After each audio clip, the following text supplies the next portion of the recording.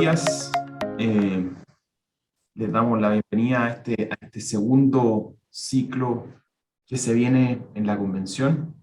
Tal como les decía, para aquellos que se están sumando de vuelta a sus vacaciones, les damos la muy bienvenida. Y les recordamos que esta es una actividad que vamos a mantener al menos quincenalmente. Por lo tanto, invitamos a que lo puedan seguir participando y difundiendo entre otros socios por una actividad absolutamente abierta, y vamos a tener siempre invitados y conversaciones de este tono para poder ir siguiendo lo que está pasando en la convención. Pero bueno, hoy día tenemos un gran invitado, pero antes de eso le quería dar el pase a Antonio Errázuriz, nuestro presidente, para que nos dé unas palabras de bienvenida hoy día. Hola, Antonio.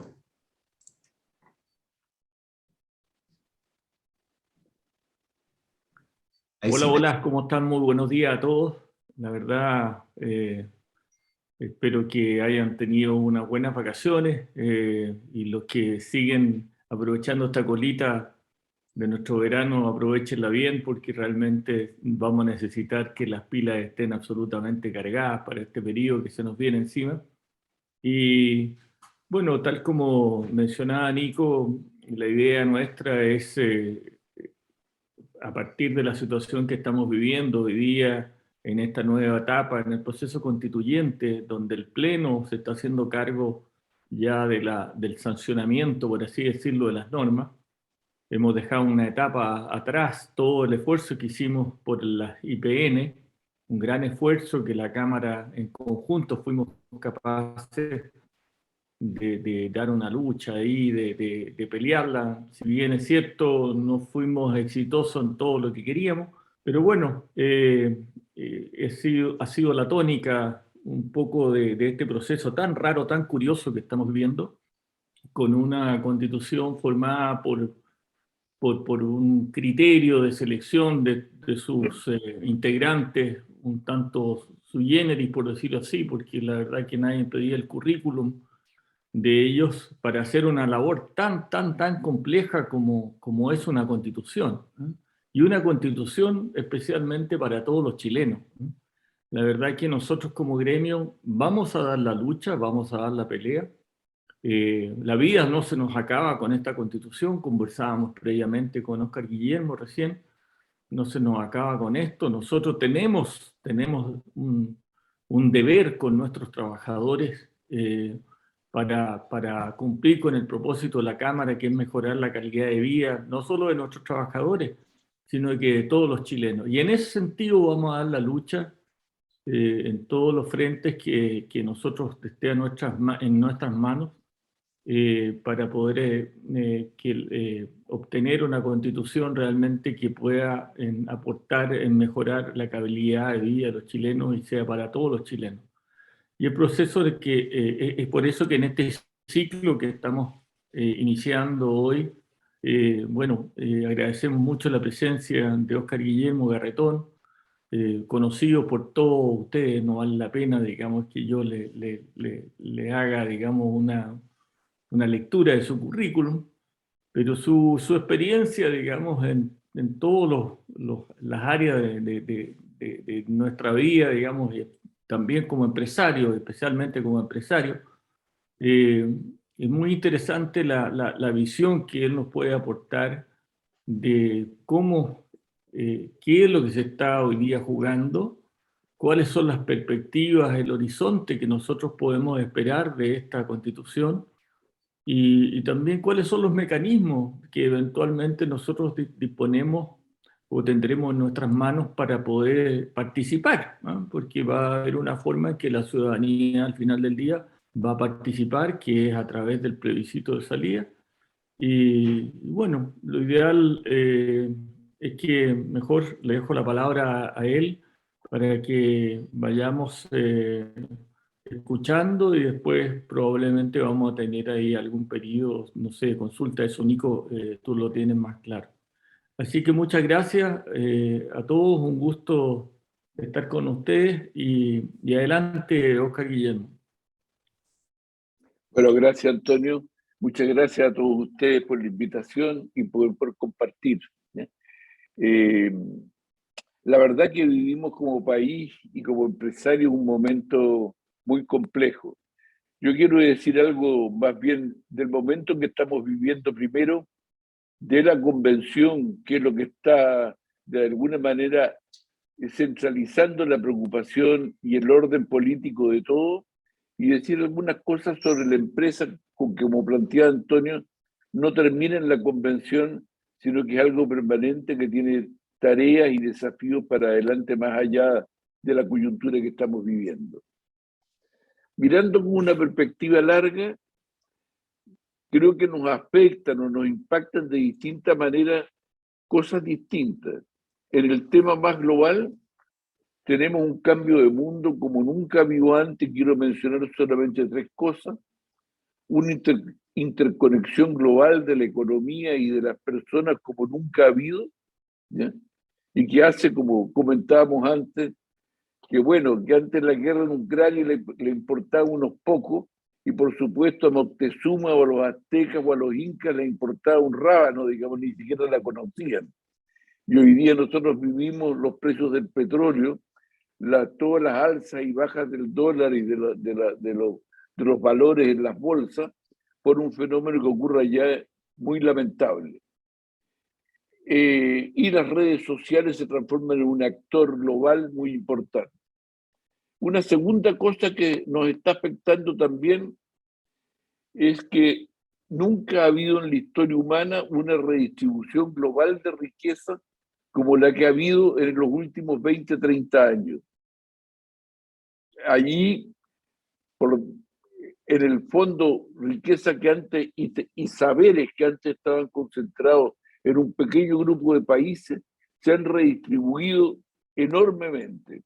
Y eso ha creado una situación nueva, en la cual hay nuevos ricos, hay nuevos pobres, y por lo tanto hay nuevas sensaciones de desigualdad. La desigualdad de los que han perdido en los países centrales, y también la desigualdad que sienten los que han salido de la extrema pobreza, porque la verdad que los extremadamente pobres no ven las diferencias y las desigualdades. La desigualdad es una reivindicación de los que han salido de la extrema pobreza, y eso está afectando en todas partes donde hay democracia lo que es la vida de la sociedad, entre ellos la nuestra. Segundo, en Chile vivimos, más allá de la convención, una expectativa masiva de cambios profundos. La existencia de esa clase media nueva que salió de la pobreza lleva una reivindicación por las dificultades o desafíos que se encuentra. O sea, como pobre no le importaban los aranceles universitarios, porque no pensaba que yo podía ir a la universidad. No le importaban las tasas de interés de las grandes empresas, digamos, porque en el fondo no tenía tarjeta. No sabía que había diferencia entre distintos modelos de auto, porque no soñaba con tener auto, en fin.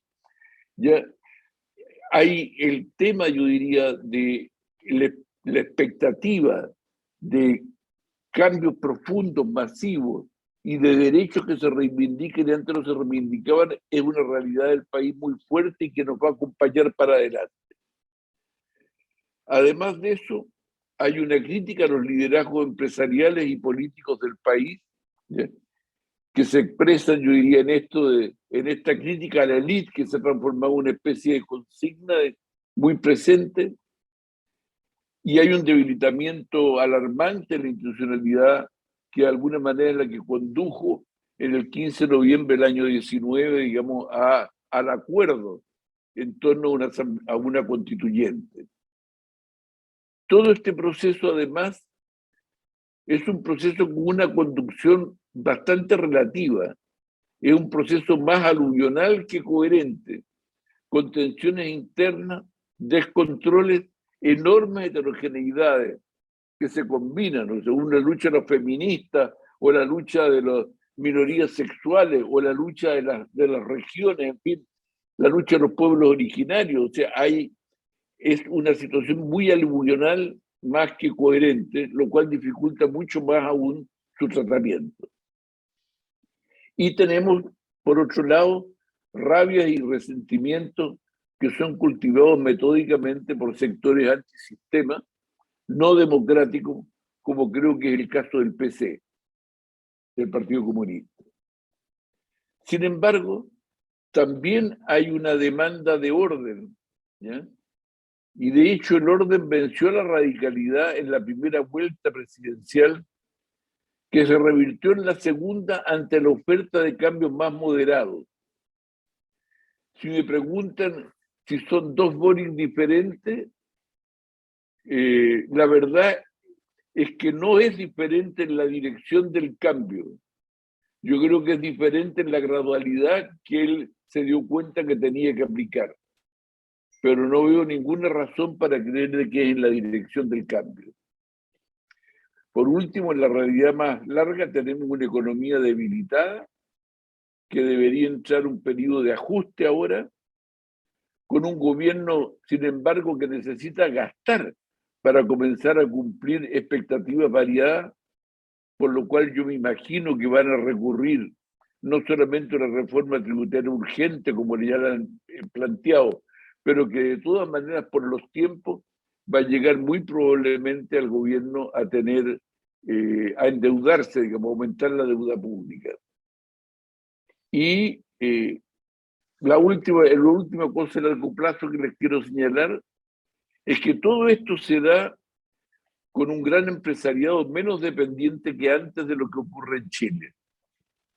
Perdónenme la sensibilidad de mi historia, pero en tiempos de la Unidad Popular, cuando veían amenazados sus intereses los empresarios, la verdad que la angustia era completa, porque en el fondo eran empresarios más bien nacionales. Y los que huyeron en ese tiempo del país, huyeron muchas veces con una mano por delante y otra por detrás. Hoy, si me tengo los datos, mis datos, yo digo, de antes del estallido social, son de que en las empresas del IPSA chileno, un 46% de su EBITDA proviene de sus inversiones en el exterior o de las exportaciones que realizan. O sea, dependen de su vínculo con el mundo, más que con la economía chilena en total. Y eso hace una realidad radicalmente nueva que muchos, por supuesto, de lo que están discutiendo hoy día no se dan cuenta, ¿ya? En el fondo, yo te diría, el mundo empresarial chileno es probablemente el mundo empresarial más transnacional, eso sea en todos los de América Latina por lo menos, y con una presencia de todos los sectores, incluyendo los sectores de la construcción. Pero vamos al corto plazo. Tenemos, ¿qué es lo que nos indica el corto plazo? Tenemos un gobierno de izquierda muy radical, con su peso potenciado por el alto apoyo al presidente electo, a Boric, con una presión muy alta por más gasto público en la sociedad, heterogéneo, como yo le decía, y con fuertes discrepancias. Cuando digo heterogéneo, que las reivindicaciones del feminismo, que es muy fuerte, o de las minorías sexuales, o de los pueblos originarios, o de una u otra región, son diversas. No hay una reivindicación, por más de que haya ciertos temas que son comunes a todos, como es el caso, por ejemplo, de la salud o el caso de la delincuencia. Pero las diferencias son muy profundas y la reivindicación, por ejemplo, en la Araucanía, tiene que ver con el conflicto mapuche, y en el norte, en Iquique o Antofagasta, con el tema de las migraciones. Tenemos, por otro lado, una derecha bastante en confusión. Fracasó con su opción de centro-derecha, ¿ya? O sea, la verdad es que es bien curioso, porque la inmensa mayoría de la gente que votó en las primarias de la derecha, o sea, que era derecha social, y fueron muchos, fueron 1.300.000 personas, votó solo por candidatos que buscaban una derecha más aproximada al centro. En algunos la llamaban una derecha social. Incluso optaron por el candidato que era más de centro de los cuatro que había, Desbordes, Briones, Lavín y Sichel.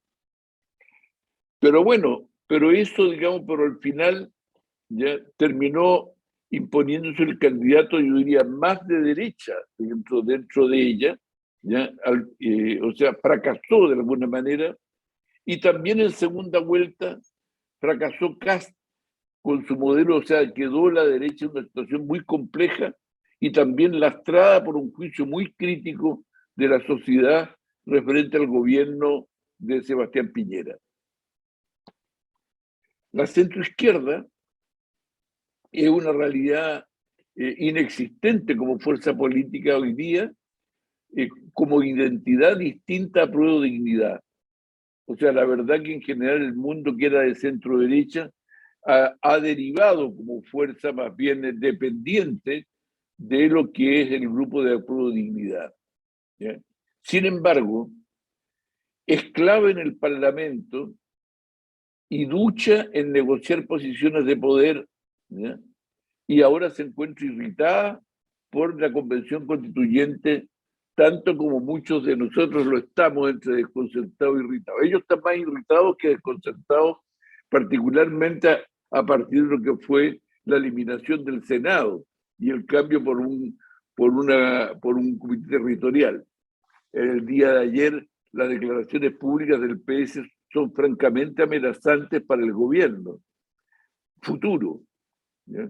Diciendo, digamos, de que no se esperen de que en un intento de terminar con el Senado, el Senado va a ser muy bueno, digamos, en la aceptación de las reformas que quiera proponer el gobierno. Hay mensajes que son particularmente amenazantes.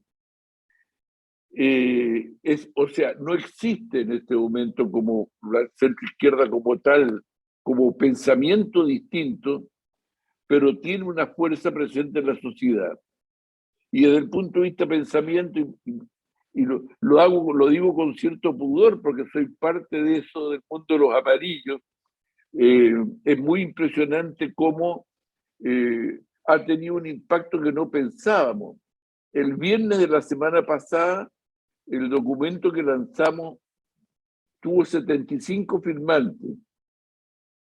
Y ayer en la mañana me preocupé de ver, ¿ya?, cuando habíamos pasado las 15.000 adhesiones al movimiento amarillo, que hoy día probablemente no lo alcancé a ver antes, deben ir ya en 16.000 o más, porque está creciendo como entre 1.000 y 2.000 adherentes por día. O sea, existe como fuerza política la centroizquierda de todas maneras, particularmente en el poder parlamentario, que es clave para las reformas que quiere hacer Boric. Y en segundo lugar, también aparece que ese sentimiento de centroizquierda que era tan fuerte antes no ha muerto, sino que está de alguna manera presente en la sociedad. Bueno, y tenemos, yo te diría, como dato, que la Convención Constituyente ha terminado convertido en el factor político central hoy día y transformada en su extrema izquierda en el buque insignia de la radicalidad conducida por el PC y con el apoyo de la lista del pueblo y los pueblos originarios. Si ustedes, las tensiones dentro del futuro gobierno están muy presentes, muy manifiestas en la convención, en las cuales claramente el PC y los sectores más radicales se han atrincherado allí incluso para presionar al futuro gobierno con respecto a la radicalidad de los cambios que quieren. Tenemos además, dentro de este corto plazo, algunos temas críticos, ¿ya? Yo mencionaría lo siguiente: la migración es un tema crítico, la Araucanía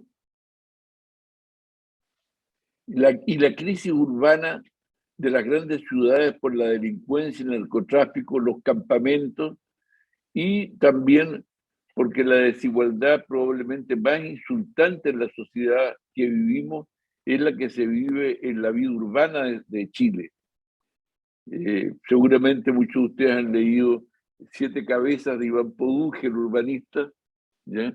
Pero la verdad ahí muestra muy claramente que eso es una realidad visible. O sea, en general el mundo de los que vivimos en las tres comunas no conocemos o poco conocemos de repente los bajos de Mena o de La Pintana, digamos. En cambio, los que viven en ella conocen todo, digamos, el Barro Alto por su mall o porque trabajan en ello, en los jardines, en las casas, en fin, en distintas partes. Hay allí un problema complejo y que es un gran desafío, entre otras cosas, para la Cámara de la Construcción.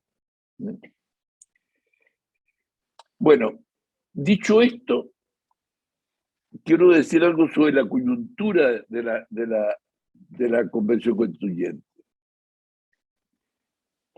Creo que es alta la probabilidad de que gane el apruebo en el plebiscito, independiente de la calidad del texto que se le someta a la gente.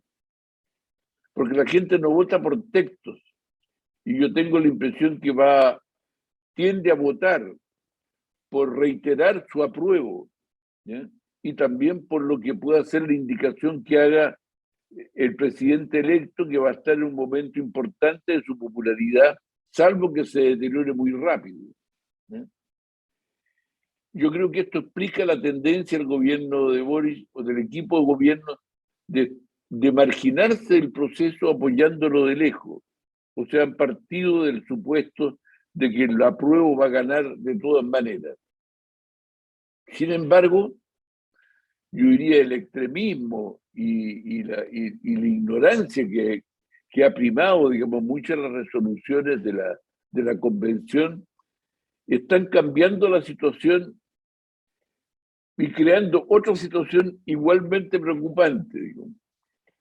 Cuando se fue la aprobación del plebiscito, el 80% votó apruebo, más o menos, 78, 80% votó apruebo y 20% votó rechazo.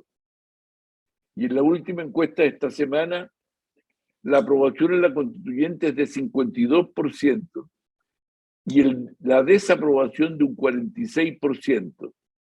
En otras palabras, ha habido un deterioro del apoyo a la constituyente, a la constitución, desde los momentos en que comenzó el plebiscito a lo que está ocurriendo ahora. Eso le ha abierto a algunos el temor al rechazo, ¿ya?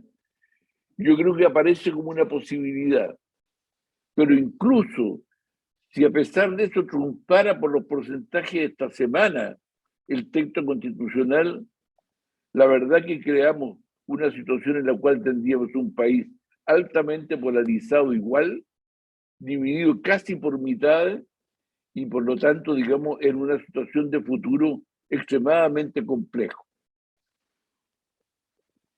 Bueno, la radicalidad con que ha estado actuando la Convención Constitucional, su política refundacional, está chocando política, social y culturalmente con el país.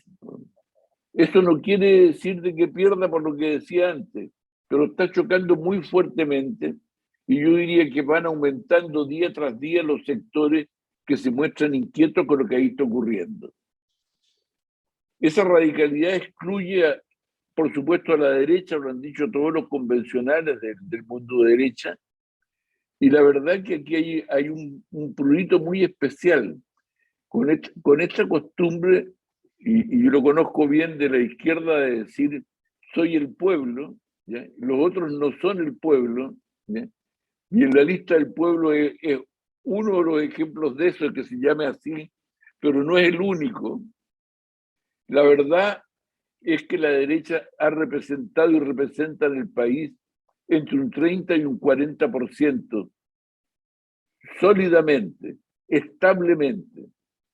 Y no escuchar un 30 o un 40% del país es inviable para una estabilidad y una situación de progreso de largo plazo. O sea, esta exclusión de la derecha es extremadamente grave. Yo puedo no ser de derecha, pero no puedo prescindir de la derecha, ¿ya? Como tampoco es posible prescindir del mundo de izquierda. O sea, tenemos una sociedad que en ella, no en los partidos políticos, tiene un ingrediente de derecha cultural muy fuerte. Y eso está siendo excluido y, por supuesto, está siendo de alguna manera golpeado por los acuerdos de la convención. En segundo lugar, esta política de radicalidad de la convención está potenciando a una centroizquierda que estaba en extinción culturalmente, que no tenía presencia política, ¿ya? Y que le entrega hoy día legitimidades sociales mayores, ¿ya? Creo que ese es el fenómeno de los amarillos fundamentalmente. O sea, aparece con mucha fuerza allí un reclamo frente a lo que es la Constitución que estaba apagado, porque no tenía expresión política, y ahora con el movimiento de los amarillos se mostró y tiene una importancia muy grande, porque desde el punto de vista de las mayorías de la convención, el mundo de centroizquierda tiene legitimidad social distinta y mayores que la derecha. Y en ese sentido, digamos, su ataque a los amarillos tiene que ver con que sienten el impacto de la presencia de los amarillos con mucho más fuerza que lo que pueden sentir lo de la derecha. Lo de la derecha les importa un rábano, lo dan como un dato que son una minoría despreciable. Pero el mundo de centro izquierda tienen que entrar a atacarlo, digamos, porque saben de que tiene que ver con una realidad social también de un país que quiere cambio, pero que quiere moderación. Bueno, todo esto, esta situación de la Convención Constituyente, está complicando el paso a paso de Boric, ¿ya? O sea, Boric planteó esto del paso a paso, que es lo que yo decía antes, que lo veía no como un cambio en la dirección de lo que quiere caminar el presidente Boric, sino como cambio en la gradualidad que quiere dar a eso. Es lo que ha dicho él por lo demás también. Bueno, pero una convención que radicaliza las cosas, que tironea hacia las posiciones más radicales, va contra un paso a paso gradual. Y yo creo que en el fondo eso termina por ser muy desafiante y va a obligar al equipo de gobierno de Boric a tener una presencia más activa en la convención de lo que ha tenido hasta ahora. Un tema clave en eso ha sido que la convención ha abierto frentes nuevos, particularmente con el Congreso y con el Partido Socialista, a partir de la decisión de eliminar el Senado, como yo contaba. Las declaraciones de ayer, como decía, amenazantes de los socialistas, abren un frente inédito. O sea, es desde dentro de su coalición o dentro del equipo de gobierno que tienen donde surgen en este momento opiniones muy críticas y amenazantes a él. En fin, dicho esto, tenemos una convención constituyente que avanza implacablemente, porque cada vez que uno conoce una decisión nueva, no rectifica, sino que profundiza en la misma línea radical, pero que en el fondo va sumando agredidos. Son los empresarios, son los agricultores, son los credos religiosos, son los parlamentarios, son los educadores, son los diplomáticos, son las Fuerzas Armadas y es también la mayoría moderada del país, que yo creo que es una realidad que existe, ¿ya?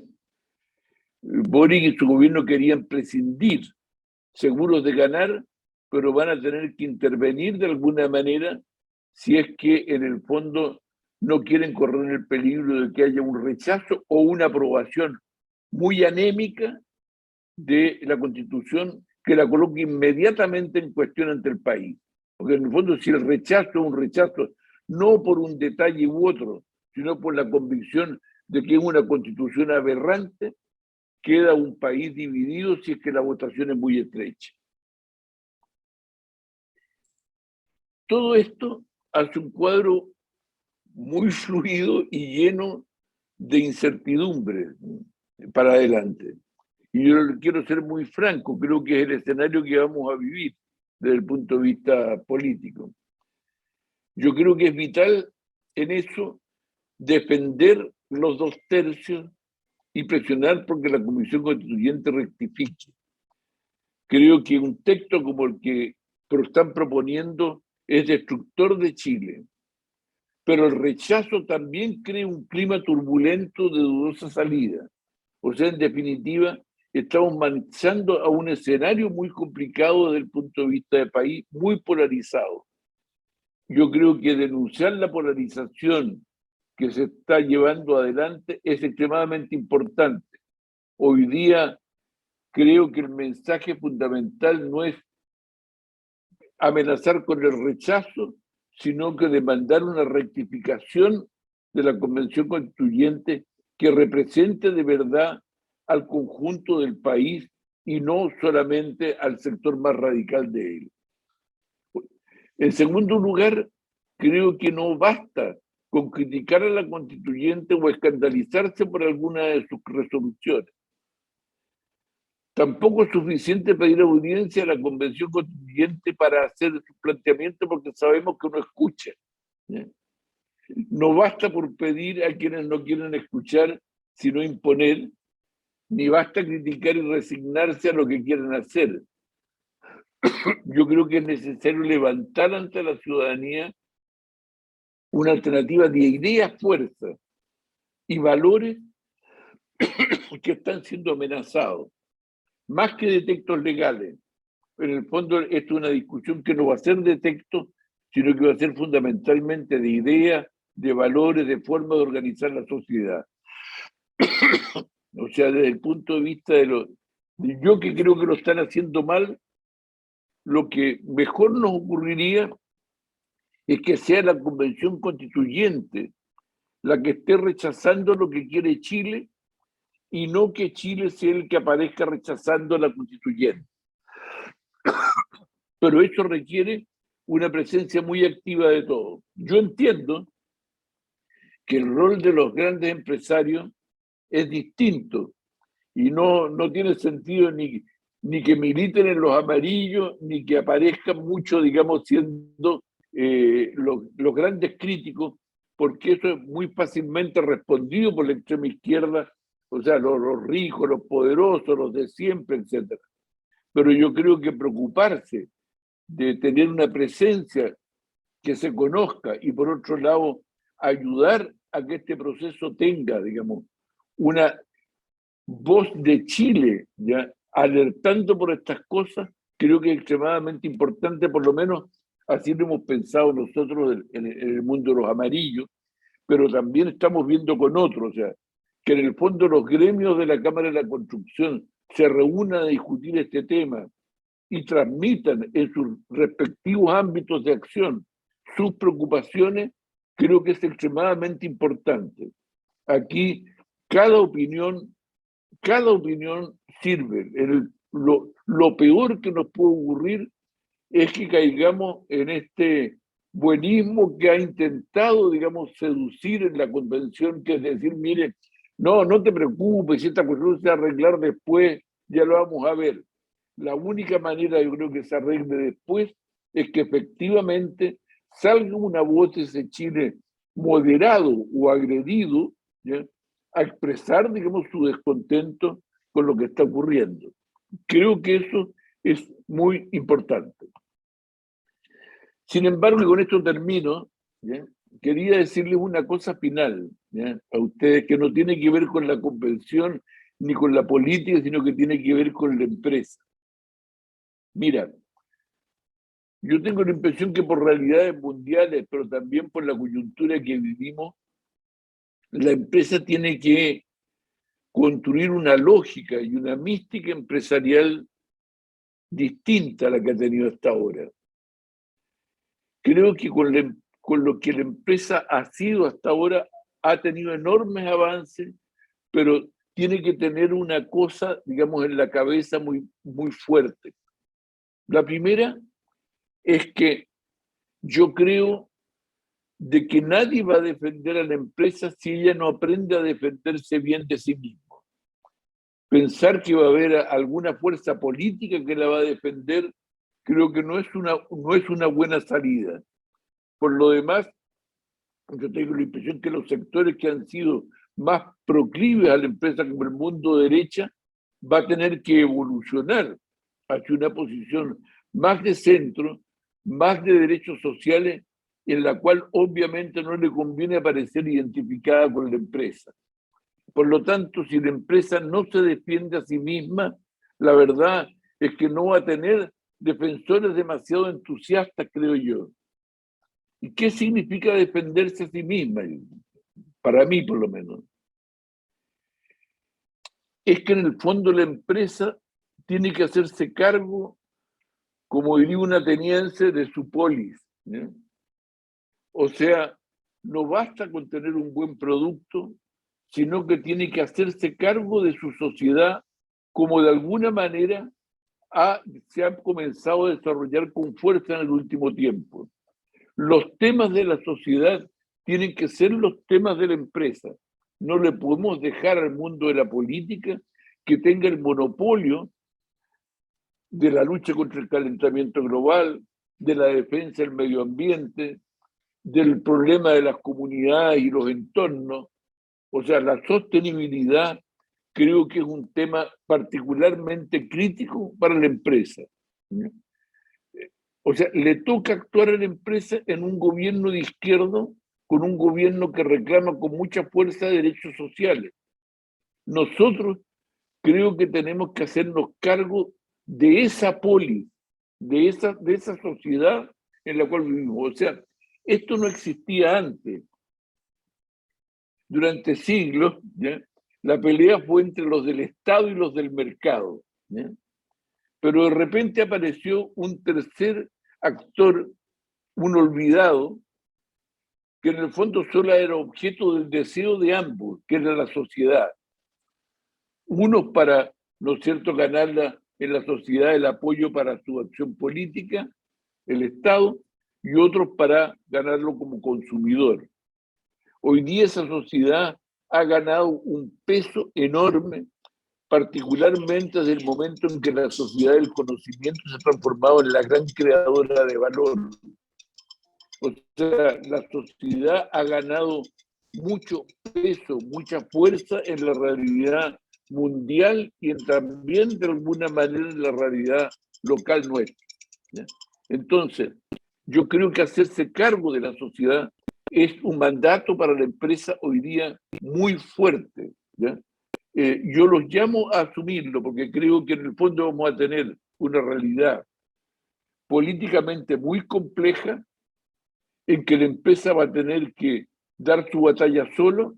Yo no digo que va a tener que pelear con el mundo político necesariamente, pero tiene que hacer política en el sentido de hacerse cargo de su sociedad y tener sus respuestas. Yo creo que las tenemos. O sea, al final la empresa tiene, yo diría, una serie de cosas que el mundo político hoy día no tiene. Posee relación directa con la sociedad, no intermediada por terceros, tiene trabajadores, proveedores, clientes, cultiva relaciones con el entorno. O sea, tiene fuerza social y tiene que transformarse de verdad en un actor social mucho mayor.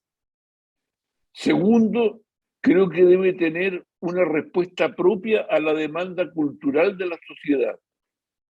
No dejar a otros el monopolio por el cuidado del medio ambiente, por la responsabilidad con su cliente, que no quieren, digamos, ser naca a cargo de esas cosas, relacionar con el entorno, por la preocupación por la educación y la salud. Tiene que ser una empresa que, además de hacer bien su tarea interna, se haga cargo de manera más activa de la sociedad. Esto tiene una ventaja tercera, y es que la política enfrenta fuertes desconfianzas y una capacidad más amodorrada y dispersa de acción. Vive una fuerte burocratización de los partidos y sus representantes, el clientelismo de sus afiliados y la privatización de la política en beneficio de quienes viven de ella choca muy seguido con los intereses de la sociedad.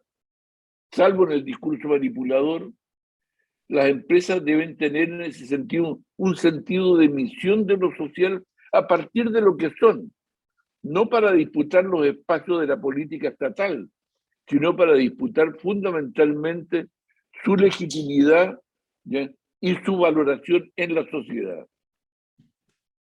Después de eso quiero decirles, digamos, de que la disconformidad con el presente siempre ha sido patrimonio mucho más propio de los que quieren construir futuros mejores que de los refunfuñones. Y en ese sentido, la empresa tiene en sí misma un valor y una potencia para crear otro futuro y para soñar con futuros nuevos mayor que otros. Y por último, no es la mala calidad de los programas la mayor falencia de la política partidista, es no contar con una lógica que haga converger a toda la sociedad chilena en un proyecto país común. No lo tienen. Y también es una debilidad de ellos ufanarse en despreciar a intelectuales y profesionales en una sociedad que ha sido llamada la sociedad del conocimiento. Es una cuestión insólita, ¿no? O sea, en el fondo, la otra vez yo les decía, cuando me hablaban de la élite, decía, miren, yo recurrí al diccionario de la Real Academia Española para conocer qué significaba la palabra élite. Y élite quiere decir grupos selectos, ¿ya?, y influyente y rector. Si yo miro la realidad, cuando nos acusaban, por lo menos a los que habíamos sido de la concertación, de ser la élite, le digo, bueno, esa habrá sido la élite hace 20 años atrás. Hoy día la élite, el grupo selecto y rector, son los que están sentados en la convención constituyente o los que van a formar el equipo de gobierno de Boric, ¿eh? Bueno, yo creo que si ellos tienen un desprecio por ese mundo, creo que la verdad es que nosotros tenemos una ventaja en una sociedad del conocimiento para, como empresa, poder dar una respuesta a la sociedad mucho más creíble y eficaz de la que han tenido. Esto es lo más importante, yo creo, en el largo plazo. Las empresas han pasado siempre por momentos mayores o menores. Si tú sigues la historia de Chile, hemos tenido periodos más estatistas, periodos más liberales, y al final siempre ha habido empresarios que han sabido capear y vencer eso.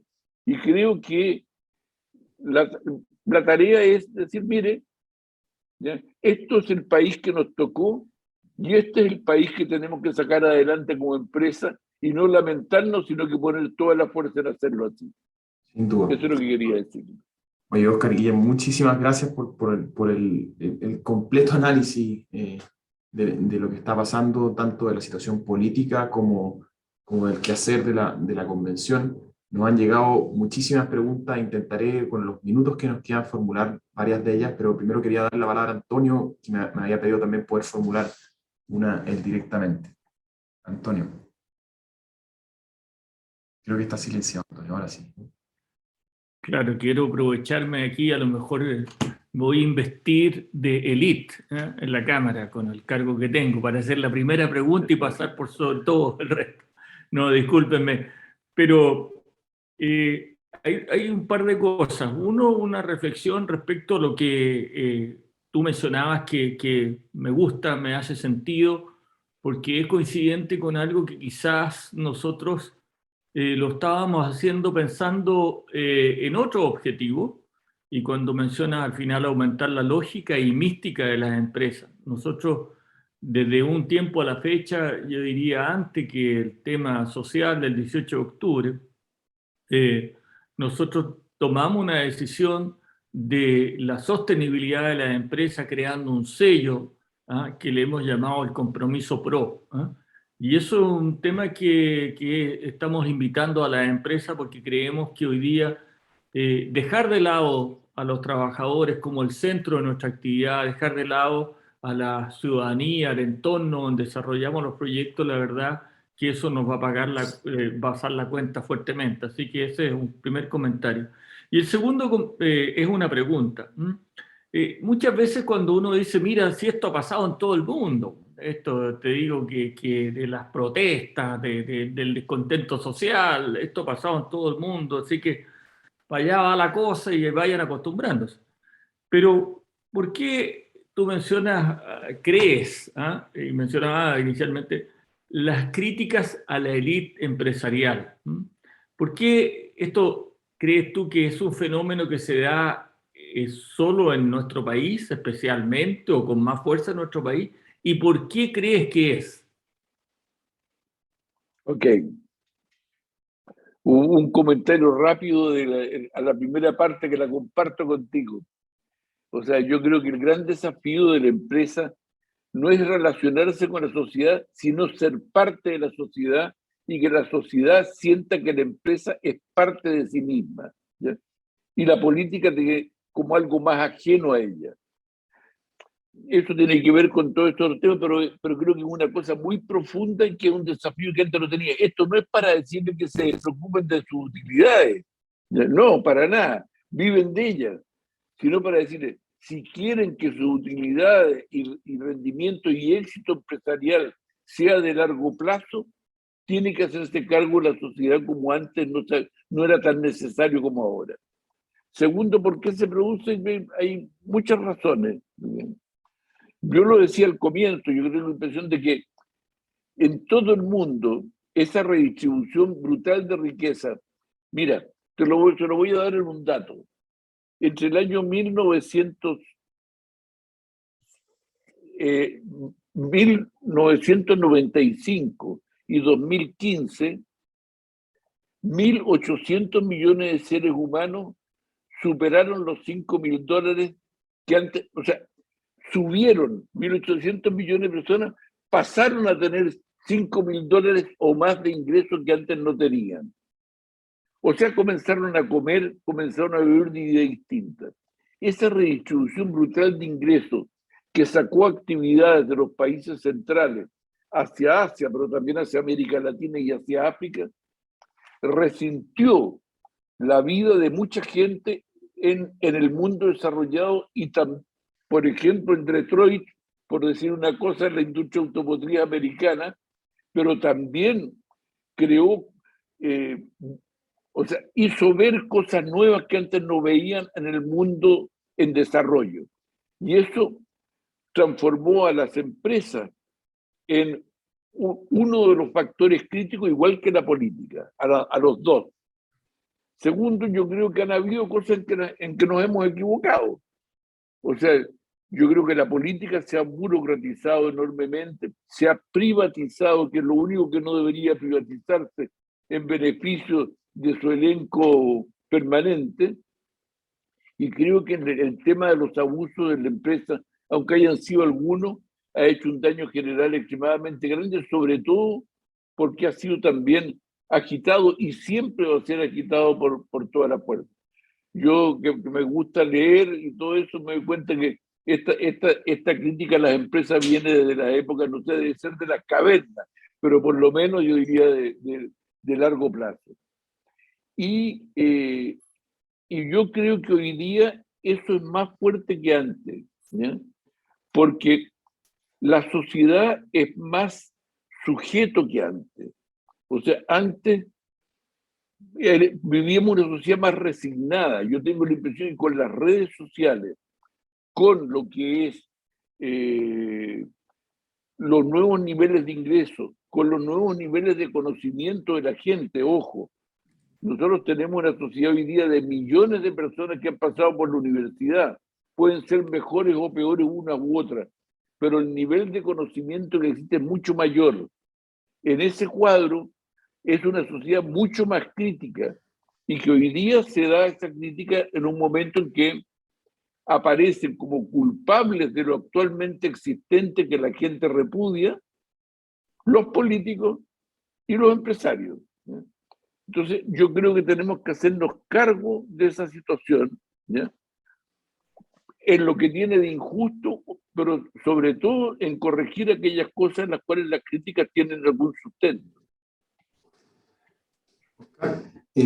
Han llegado muchas preguntas. hay varias que hacen referencia sobre todo al artículo 135, o sea, digamos, al que dio inicio a, a este proceso, ¿no? Y a los mecanismos que pueden existir para poder cambiar quizás ciertas reglas que están establecidas ahí, o también si es que la convención sobrepasara alguno de los límites que puso ese propio artículo, ¿no?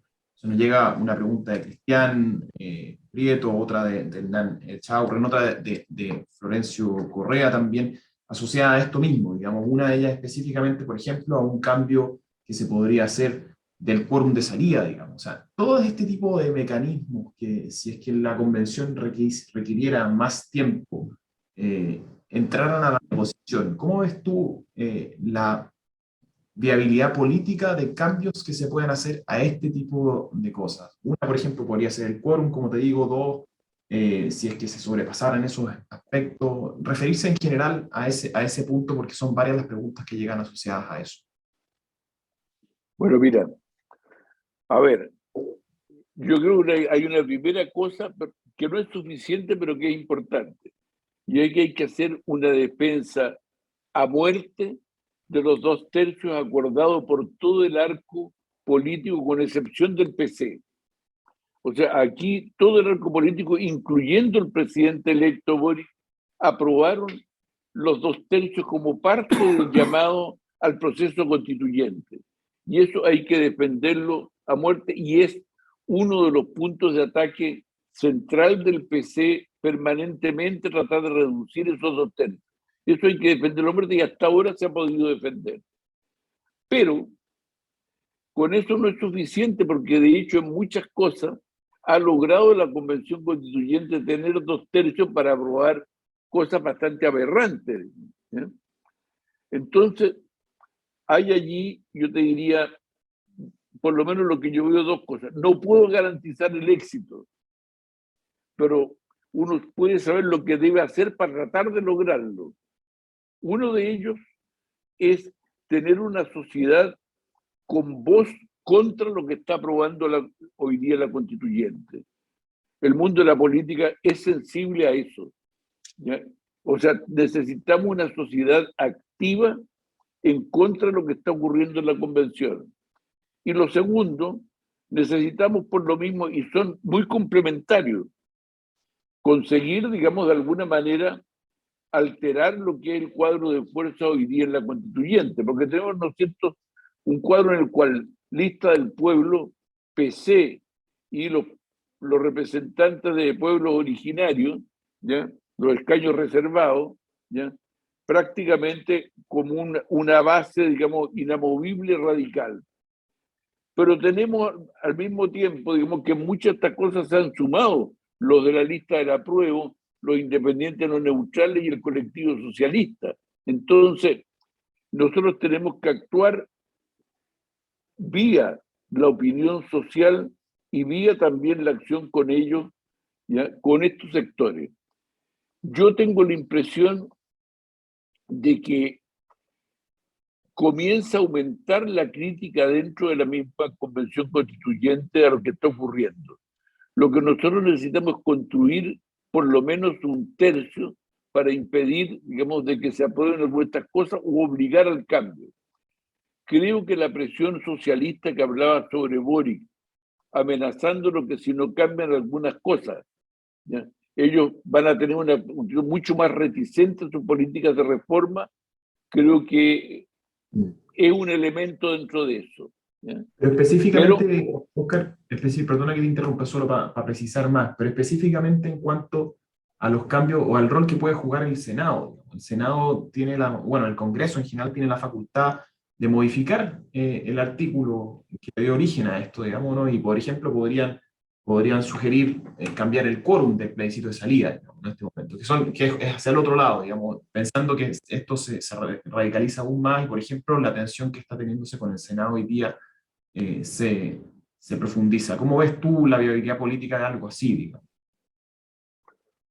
O sea, yo puedo ver lo que existe. O sea, de alguna manera esta acción por eliminar el Senado en la práctica tiene que ver con un hecho muy concreto, que el Senado está empatado y que en el fondo de repente un voto que podría ser de algún senador independiente, como el senador Bianchi u otro, por ejemplo, le entregue la mayoría al mundo de derecha. Si además de eso, la bancada política más potente de la actual oposición, que es la bancada socialista, amenaza, digamos, en esto, creo que en el Congreso se va a jugar una batalla bastante importante en lo que va a ocurrir hacia adelante. ¿Ya? Es lo que te puedo decir. ¿Cómo va a ocurrir? No lo sé. Todavía están ahí discutiendo cómo van a ser incluso las mesas, que ya te habla de un parlamento bastante, no sé cómo llamarlo, va con bastante incertidumbre. Fíjate que en la Cámara de Diputados, que no le hemos hablado, ¿ya? Está peleando Pamela Giles por ser la primera presidenta de la Cámara de Diputados, porque ella maneja 4 votos que son clave para poder ganar, digamos, la presidencia de la Cámara y de las comisiones. Y está exigiendo ser la primera de ellas para poder sentarse en el cambio de mando en el Congreso, digamos, al lado del futuro presidente. En el Senado la discusión también está abierta, ¿ya? Y como digo, de repente un senador te altera absolutamente el cambio. Y vale igual que de repente porque también lo ha habido en el último tiempo, que algún senador de derecha vote con los otros, también ha ocurrido y podría seguir ocurriendo. Es lo que te puedo decir con eso. O sea, tenemos en el Senado un punto políticamente muy importante por su composición. Eso explica, yo creo, la intención del PC de liquidar al Senado como un factor político influyente. ¿Ya? Hay que defender, yo creo, en ese sentido el Senado y ver cómo se trabaja allí. Eso no te lo puedo asegurar. No, sí, en el fondo es justamente esa, hay varias preguntas que vienen en ese sentido, o sea, la posición que tiene el Senado de hacer modificaciones, incluso derogar lo que le dio origen a este proceso, digamos. Pero bueno, quería pasar a otro tema también, porque nos han llegado varias preguntas en cuanto al rol del gremio y de los empresarios, digamos. Fernando García Huidoro, por ejemplo, preguntaba a propósito quizás del rol de información, quizás pedagogía o capacitación que podemos tener nosotros para con la población, porque muchas de estas cosas que se están discutiendo son muy complejas, digamos. Y muchas veces los votos se deciden más bien por temas simbólicos, identitarios, que esta convención ha tenido muchos de ellos, digamos. Entonces, ¿cómo ves tú eso, digamos? También te complemento con una segunda pregunta que nos hacía Pedro Plaza, preguntando específicamente sobre la proyección quizás que va a tener el movimiento amarillo por Chile. Perdona, a ver, háblate más lento porque te estoy entendiendo poco. Me tocó escuchar hace un par de días a Mario Weisbrot en EMOL, en una entrevista que le hicieron, y decía que Amarillos por Chile iba a intentar profundizar o entrar en detalles sobre posturas específicas. Entonces también te quería preguntar sobre eso, sobre la proyección de los Amarillos por Chile, como una segunda pregunta. Ok. Bueno, vuelvo de las dos cosas. Yo quiero, hace un tiempo atrás en una reunión empresarial, social, oí un expresidente de la Cámara Chilena de Construcción que dijo todo lo que había aprendido él, ya no solo teniendo una política, digámoslo, de recursos humanos, sino que una política de conversar y dialogar y tener un trato con sus trabajadores mucho más activo. Yo creo que hoy día, en el punto de vista de la política, creo que hay que profundizar en todo lo que es el tratamiento del el mundo laboral dentro de la empresa. Desde el punto de vista de los amarillos, por supuesto que nosotros estamos buscando actuar, pero tenemos que actuar dentro de los límites que podemos, o sea, o lo que nos queremos más eficaz. Nosotros no somos un partido, una organización, y el día en que nos quisiéramos convertir en partido o organización, provocaríamos nerviosismo en todos los gremios y en los partidos políticos, ¿ya? nosotros tenemos que mantener un carácter de movimiento muy amplio que va, lo hemos dicho, desde la centro izquierda a la centro derecha, y que en el fondo tiene personas que opinan, pero nadie le ha dicho a Mario Weidl, por ejemplo, lo que tiene que opinar sobre el Estado, ¿no? No ha habido una posición orgánica, digamos, sobre eso. Pero sí a todos nos parece que entre los que estamos descontentos con lo que está ocurriendo en la convención, una voz como la de Mario Weidl es una voz potente, con autoridad para poder actuar. Bueno, y cuando Andrés Velasco hace lo mismo y también opina en eso, creo que también está cumpliendo un rol y nosotros estamos por potenciarlo. O sea, estamos por incluir opiniones con mucha fuerza y toda la capacidad intelectual que podemos mover en ese sentido lo estamos tratando de hacer. Pero no lo podemos hacer como organización. Primero porque no tenemos capacidad todavía para hacerlo. Ya el hecho de juntar 15.000 firmas ha sido un esfuerzo importante. Pero lo importante es que contemos con gente que pueden opinar y actuar en eso, y esa es la forma que podemos hacer. Con una consideración de largo plazo, que se las quiero dejar tirar, que no es deseo de los amarillos, pero un problema que yo veo que viene.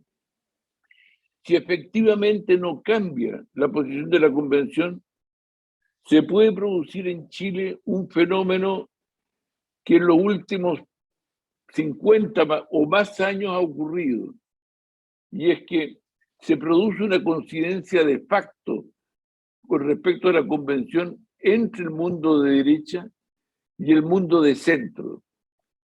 Durante todos estos últimos decenios, la convergencia ha sido entre el mundo de izquierda y el mundo de centro, y no entre el mundo de derecha y el mundo de centro. Resulta curiosamente que ahora, ¿ya? Con respecto a la convención, las inquietudes del mundo de centro están mucho más próximas a inquietudes que manifiestan todos los que están en contra de la convención.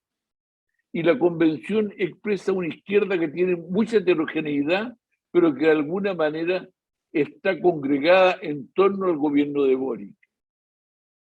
Eso puede crear, en el caso de un rechazo u otro, una situación política nueva en el país que no ha habido en los últimos decenios, que es una cierta convergencia mayor de discurso, no sé, entre el mundo de un mundo de derecha y el mundo de centro.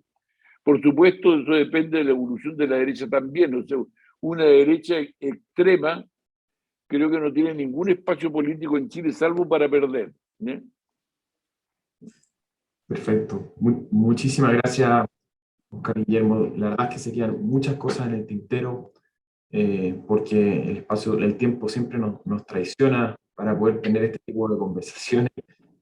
Te agradecemos especialmente por darte el tiempo, por compartir con nosotros tu larga experiencia y tu mirada en este momento.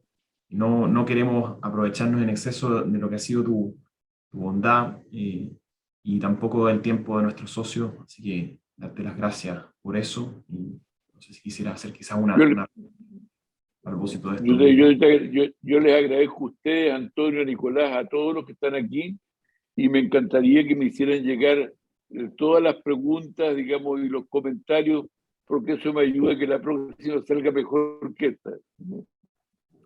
Ha sido muy buena, muy clara. Muchas gracias. Oscar Guillermo, así que no tengas duda. Yo te voy a mandar, porque quizás no me expresé bien en una de las consultas que te hice, pero, o sea, en la consulta que te hice, pero respecto a por qué ha sido un fenómeno nacional la crítica de la élite empresarial o a través del mundo, pero no quiero abusar de tu tiempo, te lo voy a mandar a ver si me la respondes por escrito, porque la verdad es que nos interesa no solo tener empresarios dentro de la Cámara, que sean empresarios realmente que le pongan el sello, le hemos puesto un sello al compromiso pro, que sea un sello pro trabajador, pro sociedad, pro comunidad, y eso es lo que estamos desarrollando. Así que un montón de gracias nuevamente y estamos al habla. Bueno, Antonio, muchas gracias. Un solo comentario al final. Creo que culturalmente el mundo de extrema izquierda ha dominado la escena en el último tiempo. Y en eso, una clave ha sido la crítica muy destemplada, parte con razón y otra parte sin razón, de culpar de todo al mundo de los empresarios, que identifica además con el mundo de los ricos. Yo creo que la batalla cultural de la empresa por ganar la sociedad es clave para poder superar esa situación. Muchas gracias nuevamente. Bueno, gracias a ustedes. Nos despedimos de más de 100 asistentes en esta mañana, así que muchas gracias, un gusto haber compartido con ustedes. Hasta luego. Si es posible, poder contestar también la encuesta que les aparecerá en estos momentos para siempre tener su apreciación sobre este tipo de eventos y poder ir mejorando las siguientes sesiones. Muchas gracias a todos los que participaron y nos estaremos viendo, como les digo, quincenalmente en un espacio como este. Muchas gracias. Gracias a usted.